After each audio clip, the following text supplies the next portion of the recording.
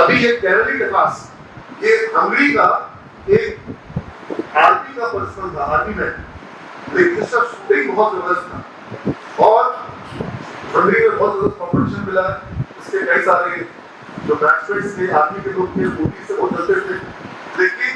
इसने अपने आप को बहुत अच्छे से तैयार किया और 1938 का जो वर्ल्ड चैंपियनशिप होता है शूटिंग का, वर्ल्ड चैंपियनशिप, वो इसने जीती, पूरे वर्ल्ड में चैंपियनशिप था। और हंगरी में ये हुआ कि भाई गोल्ड मेडल अब ओलंपिक में भी हम लाएंगे, ठीक है। लेकिन 1938 में क्या होता है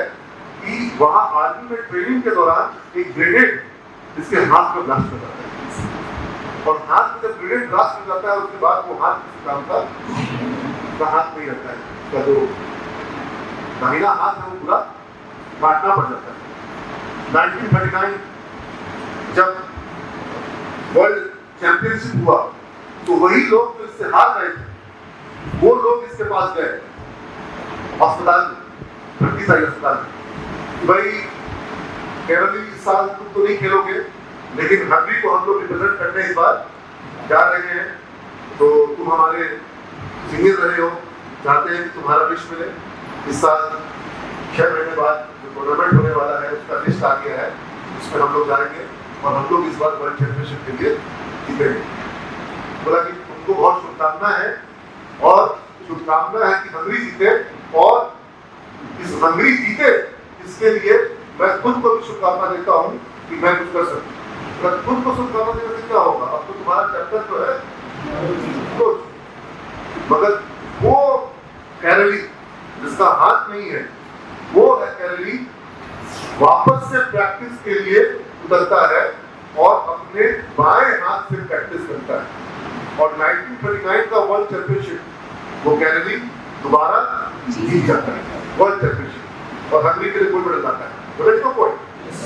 अब उसके मन में है कि मैं ओलंपिक्स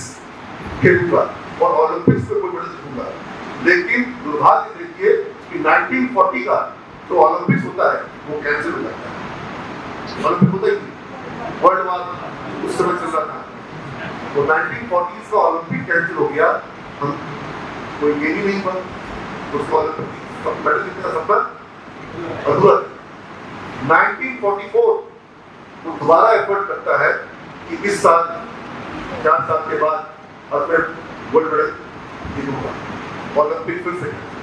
याद है आपको सेकंड वर्ल्ड वॉर चल रहा था, 1944 का ओलंपिक्स नहीं होता है, 4 साल के बाद पूरा उसका सपना टूट जाता है।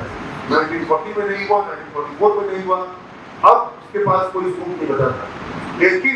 उसकी इच्छा शक्ति इतनी दृढ़ थी, उसका विल पावर इतना स्ट्रॉन्ग था कि कैरली में 4 साल के बाद 1948 में दोबारा प्रयास किया, दोबारा प्रयास किया और 1948 का जब वर्ल्ड मेडल वो हुआ, वर्ल्ड ओलंपिक्स हुआ, वहां पर उसने गोल्ड मेडल जीता, ठीक है ना। 1948